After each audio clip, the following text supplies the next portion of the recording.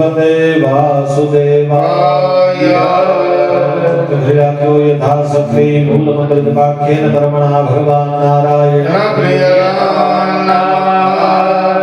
जुड़िराख्वा यस्य स्मृत्या तना मुक्त्या तपो यज्ञ क्रियादिषु न्यूनं सम्पूर्णतां याति सत्यो वन्दे तमच्चिदाम् अमति चक्ति भैराग्यो होमनेन प्रार्थसन्ध्योपासनाख्येन कर्मणा भगवान् परमेश्वर प्रियदान नमः जुड़ी त्रण वखत बोलवानो ओम विष्णवे नमः ओम विष्णवे नमः ओम विष्णवे नमः मातरि पात्रमादाय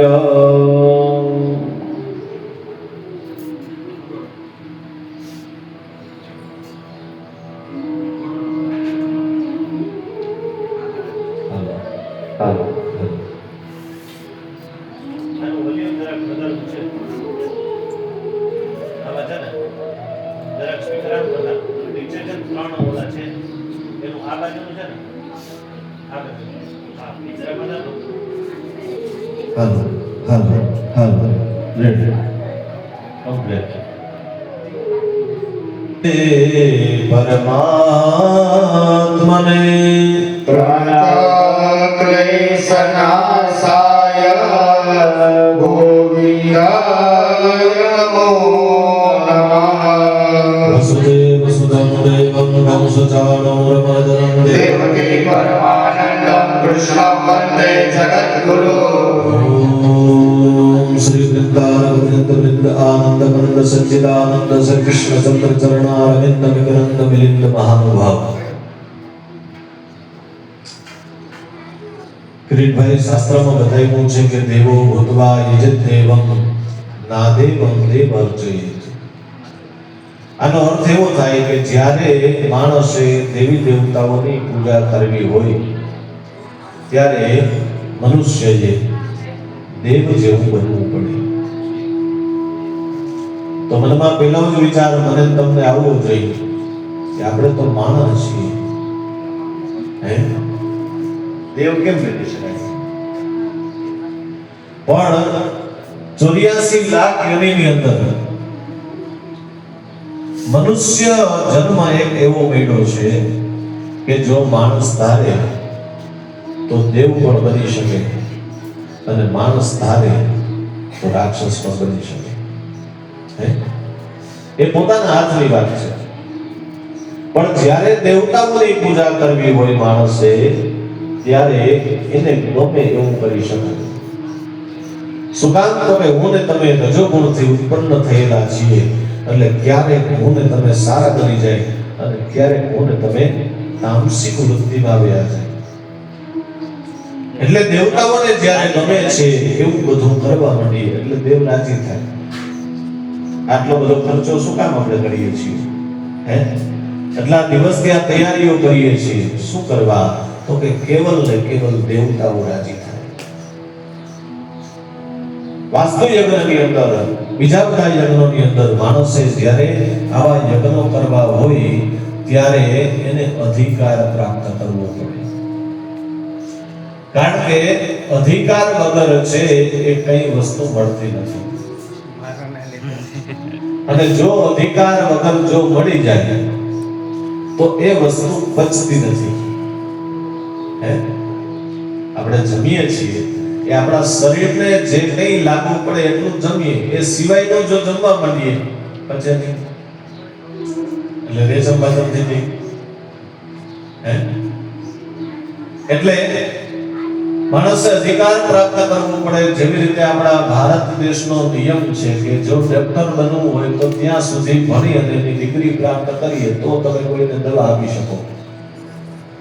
એન્જિનિયરો બને તો સારા સારા મશીનો બનાવવાની એનામાં તાકાત હોય પણ એનું એને લાયસન્સ મળે ત્યારે બની શકે. 4 વ્હીલ છે, 2 વ્હીલ ચલાવી શકે પણ એની પાસે લાયસન્સ હોય તો ચલાવી શકે. એવી જ રીતે આ યજ્ઞ કરવો હોય ત્યારે અધિકાર પ્રાપ્ત કરવો પડે. શું અધિકાર પ્રાપ્ત કરવામાં? તો કે આમ સાવ સહેલું છે અને અઘરામ અઘરું છે એ આ જ છે. સેલું શું છે તો હાથમાં જવતલની થાળી રાખી લીધી, ઉપર શ્રીફળ રાખી દીધું, ગુરુ બાબા જઈને બોલે સાંભળી લીધું એટલે થઈ ગયું. આ વહેલું થયું. અઘરું શું છે તો હવે જણાવો. આપણે ત્યાં 4 યુગ છે: સતયુગ, ત્રેતાયુગ, દ્વાપરયુગ અને કલયુગ. અલગ અલગ યુગના અલગ અલગ નિયમો બતાવ્યા છે. એ નિયમનું જો પાલન માણસ કરે તો એને આ યજ્ઞમાં બેસવાનો અધિકાર પ્રાપ્ત થાય. પેલો નિયમ એ છે કિરીટભાઈ કે યાત્રા તુક્તવાન સાધુ મંગલાચાર પૂર્વિકા. જ્યારે આવા યજ્ઞ કરવા હોય ત્યારે માણસે ચાલીને પગપાળા યાત્રા કરવી. યાત્રા કરી પછી આવો, પછી યજ્ઞમાં તમને બેસવાનો અધિકાર પ્રાપ્ત થાય. પછી યુગ બદલો, નિયમ બદલી ગયો. તમારે 4.5 મહિના સુધીનું વ્રત કરવું પડે. શ્રાવણ મહિનો રહેવો હોય તો મને ખબર છે, મેં હમણાં જ ચાલુ કર્યું એટલે પણ મજા આવે છે. એવું 4.5 મહિના એનો નિયમ છે. એ હમણાં તો કેવી રીતે વ્રત કરતો. પછી ત્રીજો નિયમ યુગ બદલાનો, એટલે જ્યાં કૃષ્ણ ભગવાનનો યુગ. પેલો યુગ હતો રામચંદ્ર ભગવાનનો. કૃષ્ણ ભગવાનના યુગમાં દાનનું મહત્વ બતાવ્યું છે.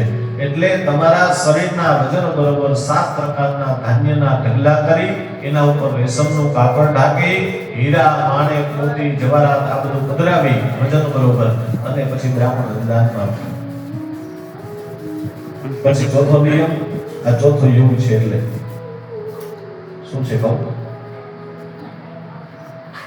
પેલા જ બોલી જાઉં, સાંભળજો. કારણ કે મુકેશ અંબાણી ધારે ને તો કરી શકે, પણ એ કરે નહીં.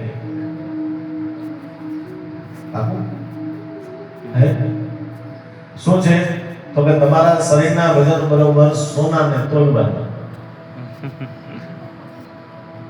અને સોનું બ્રાહ્મણ દાન આપી દેવાનું 4 ભાગમાં. પછી બીજેથી હવે તમે જરૂર ન પડે. પણ પેલા જો બોલ્યો સાંભળજો, અને મુકેશ અંબાણી ધારે તો કરી શકે પણ કરે નહીં. તો યાત્રા બનાવી. યાત્રા કેવી રીતે કરવી? તો અત્યારે જે સંઘો નીકળે છે, આપણે બસમાં બેસીને અથવા 2 વ્હીલ લઈને અથવા 4 વ્હીલ લઈને જાય છે, અથવા ટ્રેનમાં અથવા ફ્લાઇટમાં, એ યાત્રા નહીં, ચાલીને પગપાળા યાત્રા કરવાની. અયોધ્યા, મથુરા, માયા, કાશી, કાંચી, અવંતિકા અને દ્વારિકા, સાથે સાથે પુરીઓ, 4 ધામ, બધા જ તીર્થોમાં ચાલીને પગપાળા યાત્રા કરવી. શું કામ યાત્રા કરવાનું કીધું છે? તો કે મનુષ્ય પોતાના પાપમાંથી મુક્ત થાય. પાપી મનુષ્યને બેસવાનો અધિકાર નથી. પાપમાંથી મુક્ત થઈ જાય એટલે બેસવાનો અધિકાર છે. યાત્રામાં એવા બધા વાતાવરણો માણસને મળે છે, એનું મન છે એ ત્યાં ભગવાનના નામમાં જાય, ન કે મસાલામાં.